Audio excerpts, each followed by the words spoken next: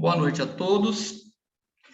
Meu nome é Marco Mamoli, eu vou apresentar o projeto de centro de saúde numa base ou lunar ou marciana, e dentro desse projeto deixo aberto para as perguntas que podem surgindo durante a apresentação, sintam-se à vontade.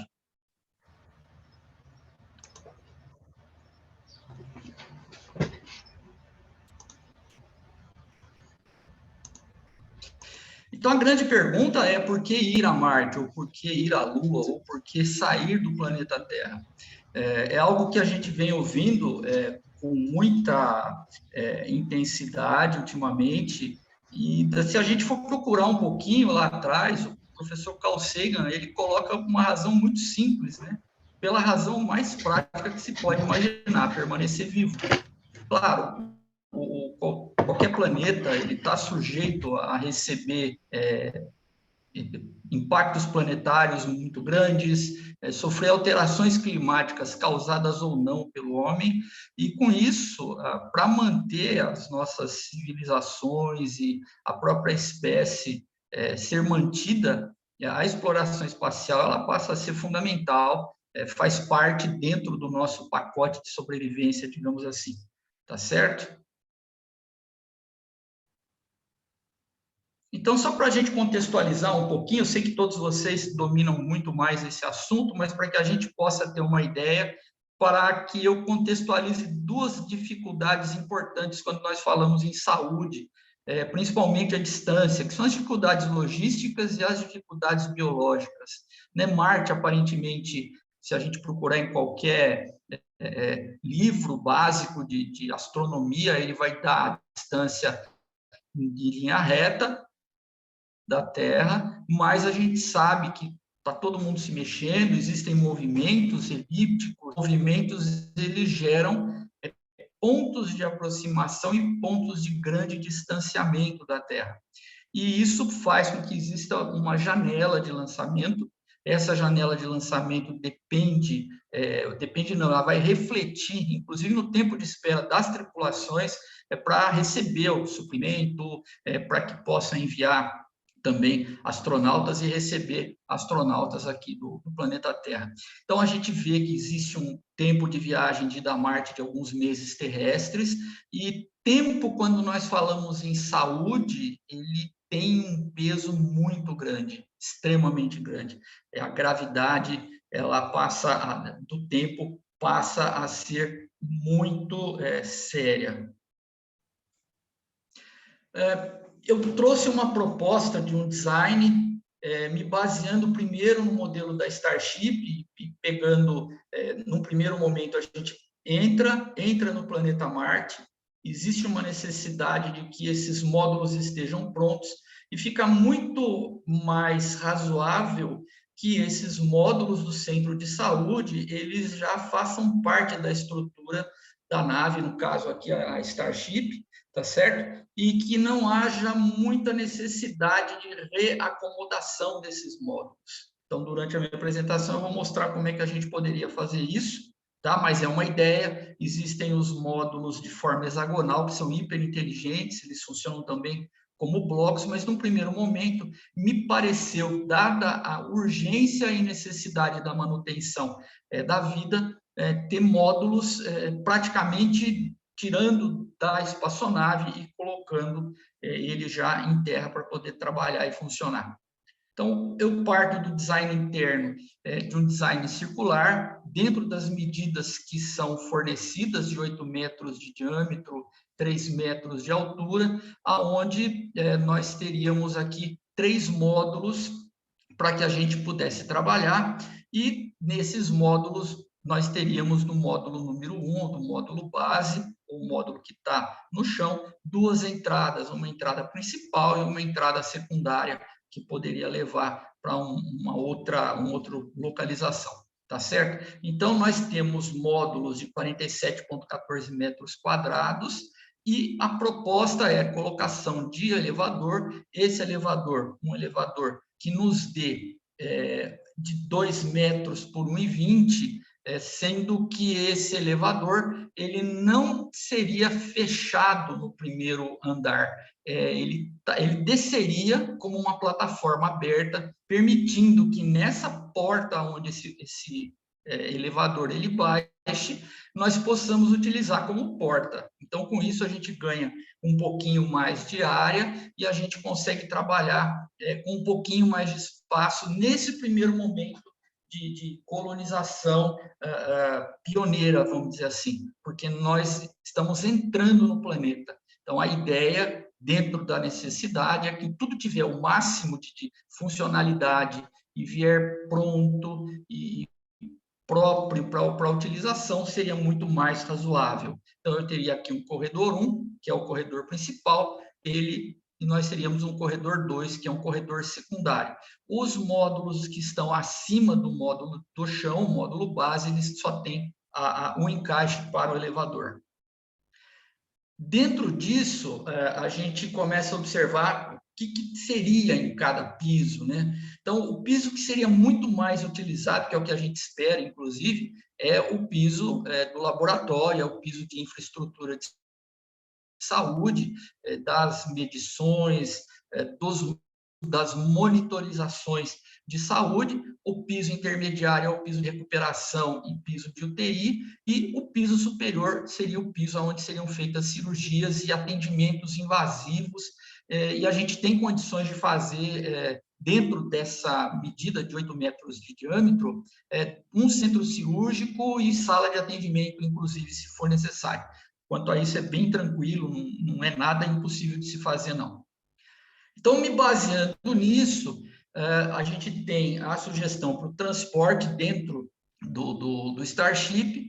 Esses módulos eles já poderiam vir agregados, encaixados e funcionais, porque é uma viagem longa e nada garante que não exista nenhuma intercorrência durante a viagem, e principalmente o uso do piso de laboratório para se fazer todas as monitorações bioquímicas e as avaliações de como as coisas estão acontecendo com esses tripulantes e astronautas dentro da nave. Então, com isso, a gente já teria o funcionamento desde o lançamento da Starship. Que tipo de tecnologia a gente poderia trabalhar? Então, nós teríamos, para trabalhar inicialmente, o módulo ele já vai estar pronto, ele vai ser instalado na própria Starship. Vão existir guindastes para poder remover esse módulo e colocá-lo no chão, tá? no terreno marciano. Mas o mais importante que a gente observa atualmente são as impressoras de 3D. Elas vão produzir as ferramentas, elas vão imprimir alguns equipamentos que vão ser montados e podem, inclusive, produzir a estrutura das futuras instalações e expansão. Dentro de tecnologia necessária a descobrir que tipo de substância aglutinante que pode ser utilizado no solo marciano para utilizar esse solo como argamassa. Então, de repente, isso pode, se for viável, né? Obviamente, isso é apenas uma hipótese, se for viável, a gente já começa a ter mais espaço para carregar outras coisas dentro da espaçonave. Também ter garantia de fonte de energia que já está instalado, óbvio, a gente sabe que dá para colocar todas essas células fotovoltaicas e obter energia elétrica, e com isso instalar esses guindastes, inclusive a impressora 3D pode fazer essas peças desses guindastes para que a gente consiga montar uma estrutura de uma base adequada. Eu fiz um levantamento mais como demonstração do que seria, né? Porque a proposta não é ficar preso a esses equipamentos e a funcionalidade de cada um, mas para mostrar que vai muita coisa para a gente poder manter uma pessoa viva à distância, né?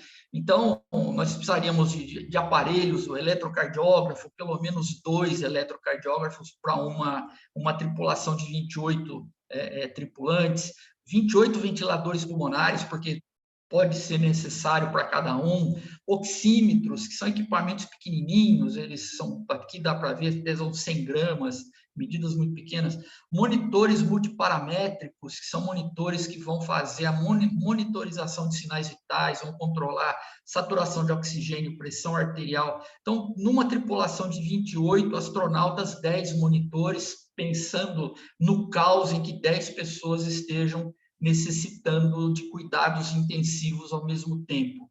2 desfibriladores, isso também ocupa pouco espaço, não é nada absurdo. Raio-X a gente precisa para ver imagem de estrutura óssea e pensando, inclusive, que as tripulações serão tripulações mistas, a gente precisa de raio-X para fazer as avaliações de câncer de mama. Então, a gente também precisa, quando pensa em tripulação, pensar, inclusive, em cuidados de saúde específicos para cada sexo, tá certo? Então, aqui o raio-X, nós precisaríamos de 2, um raio-X para ficar no centro cirúrgico, um raio-X para ficar no laboratório. Ultrassom 1, porque ele é móvel para a imagem de tecido mole, estativas são o suporte, isso eu até coloquei asterisco, são coisas que podem ser impressas, né? Porque são estruturas de suporte, não tem, pode ser feita em função do espaço que existe. Nós vamos precisar de autoclaves, de 2 autoclaves, e por quê? Porque uma autoclave ela vai esterilizar material, a outra autoclave ela vai esterilizar os rejeitos biológicos. Não dá para a gente descartar tecido biológico ou rejeito biológico sem esterilizar e correr o risco de uma mutação ou, enfim, uma contaminação de ambiente.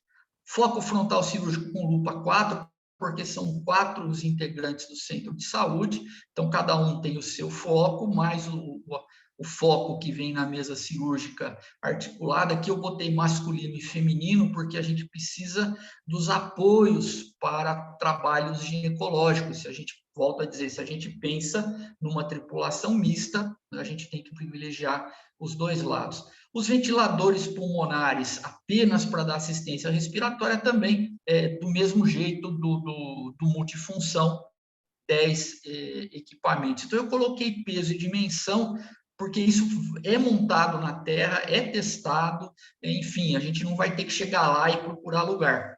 Bisturi elétrico para o centro cirúrgico, um aspirador de sangue e saliva, isso são coisas que depois podem ser feitas, impressas, né? O equipo odontológico, importante por conta das infecções gengivais que vão causar problemas cardíacos e pulmonares.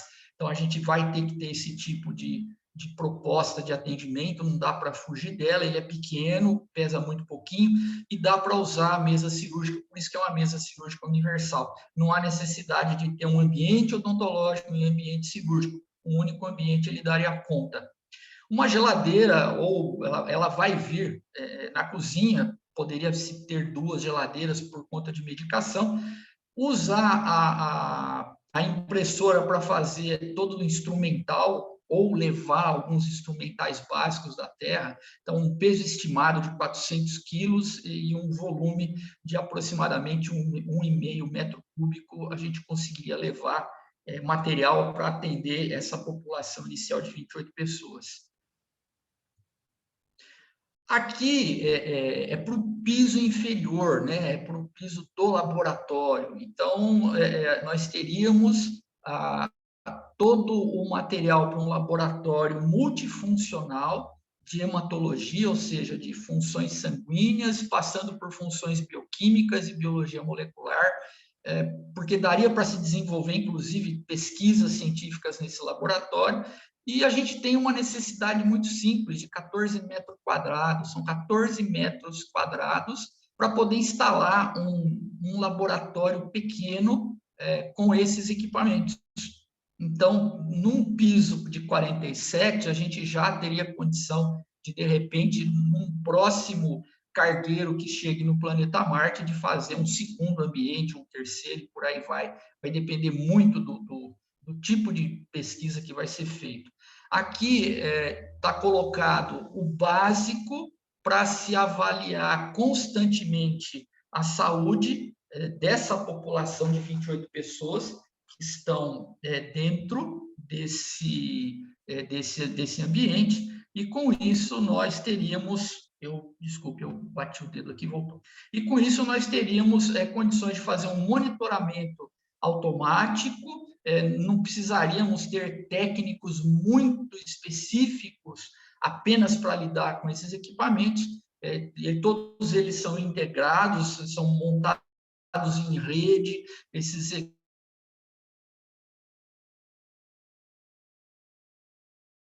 equipamentos, eles mandam esses exames com caminho, com a estação lunar, enfim, ele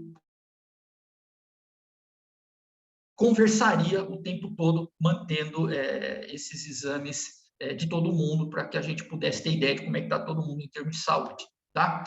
Recursos que a gente poderia gerar no planeta ou transportar da Terra. Nós precisamos de compressor, nós precisamos de cilindro para armazenar, né? Robôs para cirurgias complexas. Atualmente, a gente não precisa tanto de um super cirurgião específico, mas existem robôs que são monitorados por esses cirurgiões especializados para uma cirurgia complexa. Então, esse robô ele poderia ser feito e impresso em Marte ou poderia ser trazido da Terra. Suprimento de medicamento, no primeiro momento, também nós teríamos que trazê-los. Essa impressora 3D ela seria o grande ator nesse primeiro momento de instalação, aonde ele vai fazer os instrumentais, aonde ele vai imprimir os sensores, todos de oxigenação, de glicemia, né, todos os sensores vestíveis, né, para poder se manter em controle. Os bloqueadores de articulações, hoje não faz mais sentido falar em vou engessar um braço ou uma perna, a gente faz um bloqueador plástico, ele é leve, ele é individual, ele é reciclável, ele não usa água, enfim, ele é bem adequado para o ambiente que a gente vai. As restaurações dentárias, elas podem ser feitas em impressora 3D, é uma tecnologia que já existe há mais de 12, 15 anos, bem tranquilo, né? As macas para remoção e para colocação de tripulantes que sofrem acidentes ou passam mal dentro dos carros, elas podem ser feitas lá. Todos os equipamentos de emergência, como colar cervical, imobilizadores, máscaras de oxigenação também podem ser feitas nessa impressora. Então, a gente também não estaria levando muita coisa do que pode ser feito lá, né? A gestão, ela passa a observar que nós precisaríamos de um chefe dessa infraestrutura. O que nós observamos e todos os trabalhos eles mostram que o grande ponto nevrálgico de uma missão de longa duração seria a questão psicológica, toda a questão emocional. Então, um chefe da infraestrutura com uma formação em psicologia, em administração ou engenharia, ou nas três áreas, seria muito importante. Daqui a pouco eu vou listar quais seriam as características. Nós teríamos um assistente, que pode ser um médico ou odontólogo, ou um médico que fez odontologia, enfim, ajudaria, seria perfeito. Um pesquisador com formação em biotecnologia e um técnico para poder trabalhar com a manutenção desses equipamentos, também com formação específica, mas a formação em biotecnologia fazer o desenvolvimento dessas pesquisas. Então, sugestão de expertises comuns, que todos esses 4 integrantes eles recebam treinamento para atendimento emergencial mais invasivo, que recebam treinamento em psicologia, treinamento para pequenas cirurgias e treinamento para instalação e manutenção de suporte de vida. E todos também com treinamento em biodata, que atualmente é o que a gente mais tem visto como necessário dentro de um processo integrativo desse tipo de trabalho. Perfis e responsabilidades dos integrantes da infraestrutura do centro de saúde, eu fiz uma lista, eu adaptei do Schuster, que escreveu um artigo bacana, baseado no que ele aprendeu nas instalações polares e também na exploração espacial, onde ele coloca que esses indivíduos têm que ter compatibilidade social, principalmente entre eles, tem que ser uma equipe que joga para a equipe, empáticos, né, também simpatia, saber lidar, muito controle emocional, acho que os 28 tem que ter, mas principalmente dentro de uma situação de alto risco, que é uma situação de saúde, paciência, porque trabalhar com saúde requer paciência, tolerância, né? Então, entender que a dor faz com que a gente mostre o pior que nós temos então a gente vai ter que aprender a lidar com isso. Tem que ter autoconfiança, mas com senso de equipe, né? Não autoconfiança que a gente vê nos filmes, ou são os cowboys, como a gente fala, ou o lobo solitário, não faz o menor sentido. Então, ele tem que saber que o que ele faz é aquilo, ele tem treinamento, a equipe sabe trabalhar com aquilo, tem treinamento para trabalhar e joga para o time. E o time tem 28 pessoas, né? Então, não cabe aí um indivíduo muito arrogante ou muito orgulhoso, enfim, não faz sentido. Ele tem que subordinar o seu ego aos interesses da equipe, aos objetivos da equipe, não tem como, isso fica muito claro, né? Tem que ter amabilidade, tem que ser flexível, tem que ser prático, né? O clínico e o cirurgião, nós temos que ter um pensamento muito prático, né? E uma atitude trabalhadora, não desistir do processo enquanto se sabe que não precisa desistir, ou dá para poder continuar, né? Tato nas relações interpessoais, como eu falei, lidar com as pessoas doentes, né? A doença muitas vezes traz o pior de cada um de nós, então saber lidar com esse tipo de situação. Saber resolver conflito, por tudo que eu falei, senso de humor tem que ter, porque lidar com situações extremas, se no final do dia ou no final do plantão ou a gente não conseguir rir da gente mesmo, não dá, né? A doença emocional vem com tudo. E uma capacidade de se divertir com muita facilidade, com o mínimo, né? Não dá, qualquer pequeno estímulo deveria ser fácil da gente se divertir. O chefe da estrutura, ele vai administrar recursos, ele vai monitorar os processos do centro, ele vai fazer a costura, ele tendo esse treinamento comum dos outros 3 integrantes, ele também vai participar, por exemplo, de um atendimento em grupo por conta de uma situação que possa ter ocorrido em qualquer local da base, né? O segundo assistente, é bom que ele tenha uma boa formação em cirurgia e clínica geral, ele é responsável pelo programa de saúde e pelos programas, inclusive, de saúde emocional da base.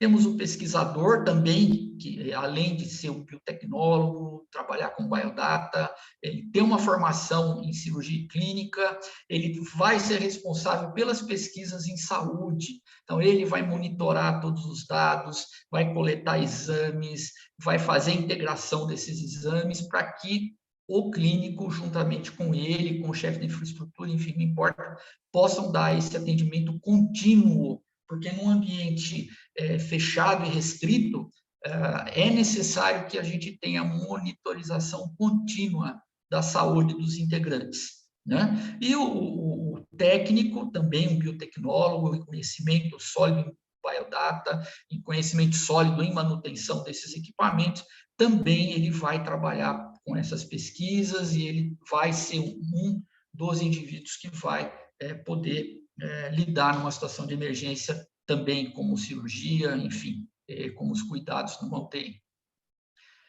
Então, o programa de treinamento ele passa a ter uma importância muito grande, primeiro porque esse treinamento ele não vai ser feito depois que eles chegam, né? Mas ele tem que ser feito antes, então, o que se chama preparação pré-voo, transvoo e pós-voo, ele é individual. A gente tem que conhecer individualmente cada um e o time e o objetivo de cada time também para perceber se cada integrante desse time está preparado para o jogo, vamos dizer assim. Então, a preparação pré-voo é fornecer astronautas com boa forma física, emocional, astronautas confiantes no seu treinamento, um bom treinamento emocional e um bom treinamento e capacitação física. Durante as missões, os protocolos de exercícios, eles são fundamentais. O professor Fernando, que é o fisiologista-chefe das missões, ele sempre tem colocado isso. É importantíssimo a ideia da continuidade dos exercícios, de alimentação adequada, porque além de prevenir perda óssea, ele vai prevenir outras perdas funcionais, perdas cardíacas, circulatórias e renais. Eu vou falar daqui a pouquinho de uma maneira menos técnica, tá? E pensando assim, o que a gente faz com esse cara quando ele volta? também a reabilitação pós-voo, não faz parte do centro de saúde, mas o responsável pelo centro de saúde, ele precisa também pensar nisso, porque ele pode definir aonde cada indivíduo vai após um acidente ou após uma cirurgia, pensando numa reabilitação quando esse indivíduo voltar para a Terra ou se ele for realocado de função. Aqui, pós-voo, ficou muito fechado a ideia, mas é a reabilitação pós-atendimento. Então, esses planejamentos, eles têm que estar, eles vão envolver o conhecimento dos riscos médicos em missões espaciais de longa duração. Então, a gente tem uma literatura muito grande, mas ainda a gente não tem dados experimentais, porque a gente tem pouca coisa ainda. O que a gente tem é o que está na ISS, o que nós temos também são dos astronautas russos, que ficaram bastante tempo na mira, enfim, mas ainda falta muita coisa. Então, a gente sabe que o meio ambiente e a adaptação fisiológica desses indivíduos vão trazer riscos médicos, tanto riscos fisiológicos quanto riscos psicossociais e psiquiátricos. Nós vamos ter riscos de respostas imunológicas, também de doenças renais. Então, aqui a dieta e a ação física, os exercícios, vão ajudar a melhorar muito a parte circulatória e a parte renal. As doenças descompressivas, porque a partir do momento que você vai sair da base, você vai se preparar para uma atividade extraveicular autônoma, você tem que colocar todo o equipamento de sobrevivência, ele tem que estar pressurizado, a pressurização ela vai causar problemas no canal auditivo, esses problemas de canal auditivo vão desde perdas auditivas a perdas de equilíbrio ortostático. Então, nós temos assim um quadro fisiológico da tempestade perfeita, porque pode acontecer muita coisa por conta das necessidades adaptativas de quem está atuando. Também a gente vai ter que observar muito a monitorização de problemas dentários. Então, o que precisa se observar? Esse astronauta ele tem que ser muito bem triado. Então, ele não pode ter problema dentário, de preferência não deveria ter nenhum tipo de restauração ou reabilitação dentária, ele não deveria ter nenhum tipo de perda óssea, ele não deveria ter nenhum tipo de infecção gengival. Por quê? Porque a gente já sabe que esses ambientes, pelo fato de não ter a umidade adequada, faz com que diminua muito a umidade na cavidade oral, e isso faz com que a falta da ação imunológica da saliva, porque está faltando água, obviamente vai ajudar o desenvolvimento de doenças dentárias que vão refletir muito no sistema cardíaco, no sistema renal, no sistema pulmonar. Então, a gente acaba tendo esse tipo de comprometimento. Astronautas que têm doenças infecciosas ou doenças cardiovasculares ou doenças crônicas, ou pacientes que já tiveram câncer, como a gente viu agora na Inspiration 4, uma das astronautas, ela é uma sobrevivente de câncer, mas a gente sabe que é muito complicado um paciente com esse histórico colocá-lo numa situação de alto risco, como uma permanência longa no espaço. Também a gente tem que estar preparado para cirurgias de urgência. Então, as lesões do apêndice secal, né, apendicite, é um fato que ele pode existir. A colicistite, que é a inflamação da bolsa biliar, ela também pode acontecer. E trauma, que está todo mundo sujeito a trauma. É um tombo, um equipamento que cai, o fato de ter uma gravidade menor do que a Terra, mas ainda assim a massa ela continua exercendo pressão por conta da inércia. E isso a gente tem que levar bastante em consideração. E eventos médicos diversos, aí a gente pode pensar em N situações, tá? Então, a equipe tem que estar preparada para isso.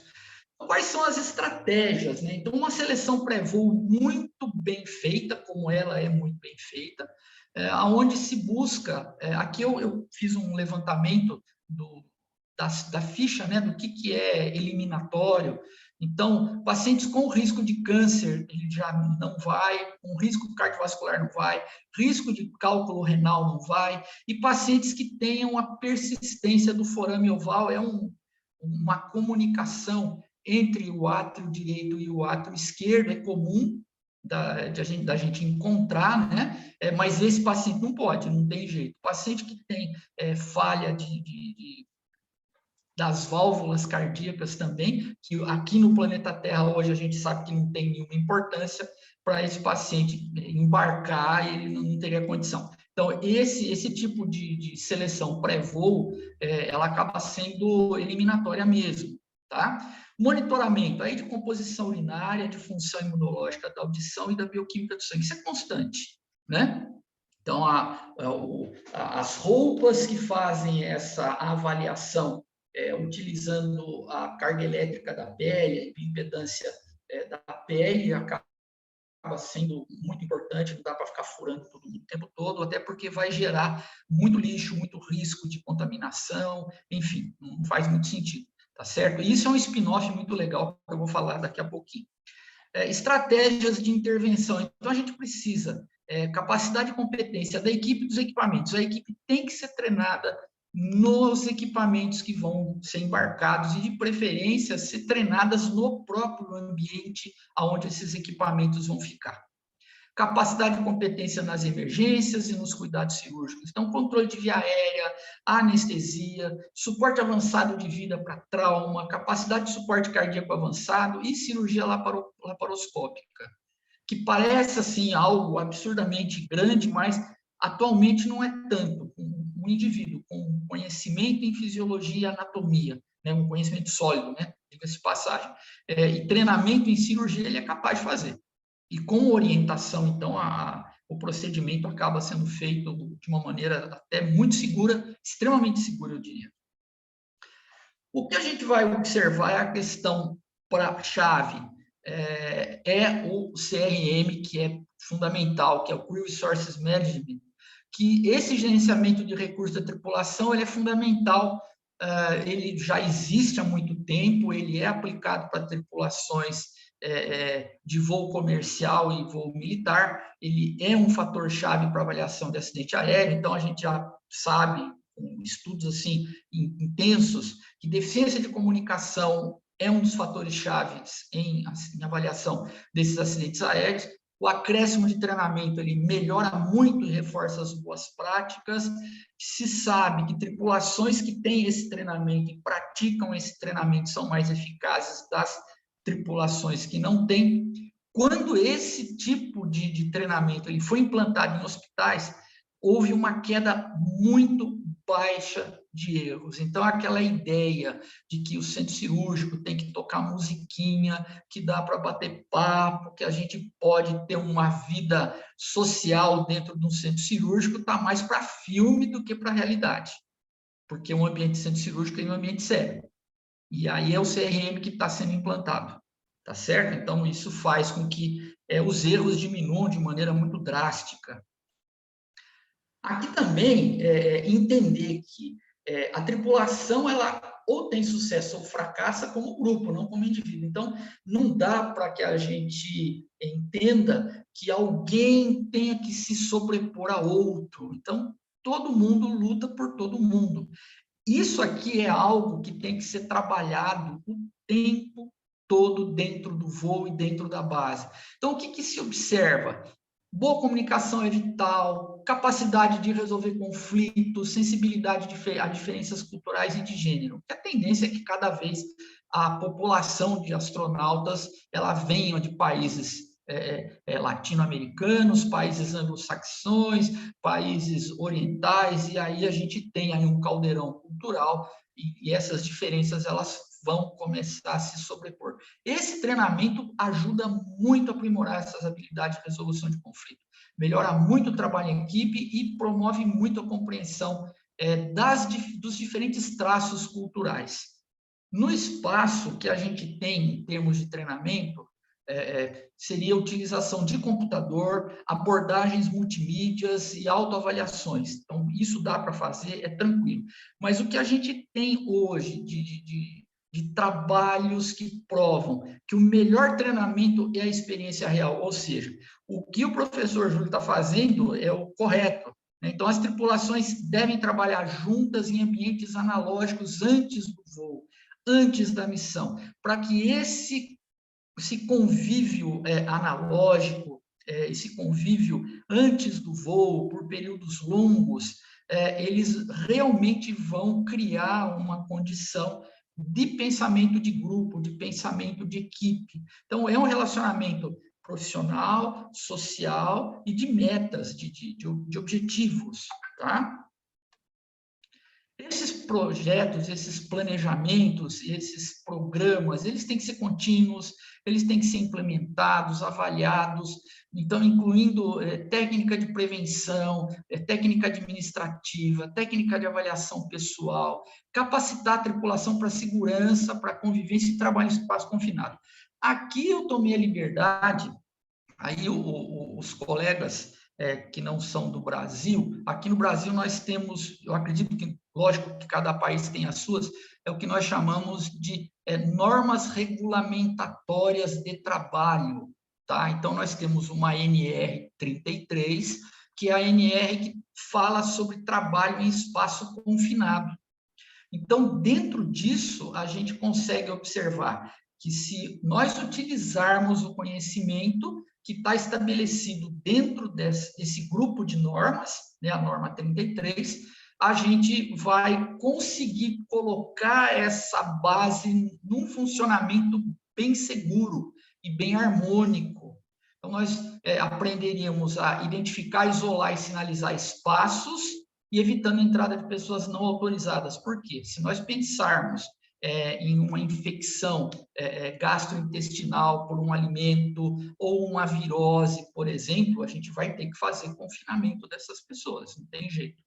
Antecipar e reconhecer os riscos estruturais da estação e fora da estação, ou seja, criar grupos que vão fazer inspeções contínuas da estrutura interna e externa, avaliar e controlar os riscos físicos externos e internos, os riscos químicos, biológicos, ergonômicos, mecânicos, inclusive nos trajes de sobrevivência e de trabalho externo.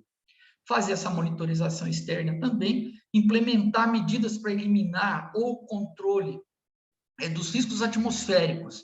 Então, a concentração dos elementos desse ar atmosférico que está sendo produzido e está sendo colocado dentro da base, monitorar e avaliar essa atmosfera desses espaços, manter essas condições atmosféricas aceitáveis. Então, aí entra filtro biológico, enfim, nós entraríamos com concentração de oxigênio. Testar os equipamentos antes e após a utilização. Então, para sair, testou para sair, chegou, testou depois que chegou e o traje está pronto para sair. Os veículos extra base também. Então, manter via de sobrevivência em condições de uso imediato, porque qualquer acidente estrutural, a gente tem que lançar mão das roupas de sobrevivência. Dentro de recursos para 2 semanas de isolamento, aqui a gente começa a perceber que a nave vai ter que levar não só carga para ficar lá em Marte, até a possibilidade de se produzir alguma coisa, mas também durante toda a viagem. Então, aqui essa questão numérica, na verdade, é mais para mostrar que a parte logística da hidratação e da alimentação ela é imensa e ela é extremamente complexa, tá? Então, fazendo esse tipo de cálculo, dá para ter uma ideia do que nos espera em termos de montagem de uma missão. As orientações que vão ser fornecidas para as outras instalações são protocolos que eu vou falar no próximo slide de segurança e biossegurança, e tem o slide 21 que eu acabei de falar, que é a NR33. Né? Então, as outras instalações que fazem parte da estação, então, a estação inteira, elas têm que estar muito afiadas dentro dessas medidas de acompanhamento da estrutura. Protocolos de incêndio, protocolos de biossegurança, protocolos para traumas, alterações comportamentais, emocionais, inclusive suicídios, porque também a gente percebe que existe, dentro de espaço confinado, o afloramento de pensamentos e ideações suicidas pode aumentar e aumentam em alguns casos. O que a gente observa? Eu coloquei aqui alguns exemplos desses protocolos, né? Então, os protocolos, eles são úteis como guia de orientação para convívio e segurança. Então, o protocolo, ele não serve para limitar ninguém, ele serve para fazer com que a vida permaneça dentro de uma base, dentro de uma missão. Então, cada ação, ela tem que ter protocolos, né? Inclusive, eu achei muito curioso, porque no DSM-4, ele coloca o protocolo de convivência e protocolo de comunicação interpessoal. Bem interessante isso, mas fica muito fácil da gente perceber num ambiente restritivo como esse. Então, são protocolos aqui para saída, entrada, autoexame, enfim, aqui, inclusive protocolo para comunicação interna, externa, com familiares, como é que você passaria informações, enfim, de que jeito a coisa iria acontecer, tá? Essa impressora 3D, ela acaba sendo muito útil também como fornecedora de mobiliário, então isso acaba facilitando bastante a diminuição de volume de transporte, e os spin-offs, que na verdade a gente tem o tempo todo. Então, quando alguém fala assim, onde já se viu gastar tanto dinheiro para ir para Marte, essa pessoa não está pensando no que pousar uma nave na Lua trouxe em termos de spin-offs para todos nós. Então, alguns exemplos que seriam muito interessantes. Então, o conversor de gás carbônico, né, seria muito interessante para que a gente pudesse ter aqui na Terra. Agricultura em microambientes e em ambientes agressivos, o desenvolvimento de tecnologias de impressão 3D, tanto desenvolvimento de impressoras, de bicos, de materiais, de plataformas, de programas. Robótica cirúrgica, ela teria condição de dar um salto até pela necessidade, né? Essa Wearable Biotech, que são esses monitoramentos fisiológicos, também seriam. A gente teria a diminuição, por exemplo, de pacientes que têm diabetes, que têm que fazer a picadinha no dedo 2, 3 vezes ao dia, porque existem muitos médicos que não confiam na leitura biométrica e na leitura de bioimpedância. Isso teria um salto muito grande. Então, o que a gente teria aí? Uma diminuição muito grande de material descartado, de plástico, de tudo. Então, isso, como um spin-off, seria importantíssimo.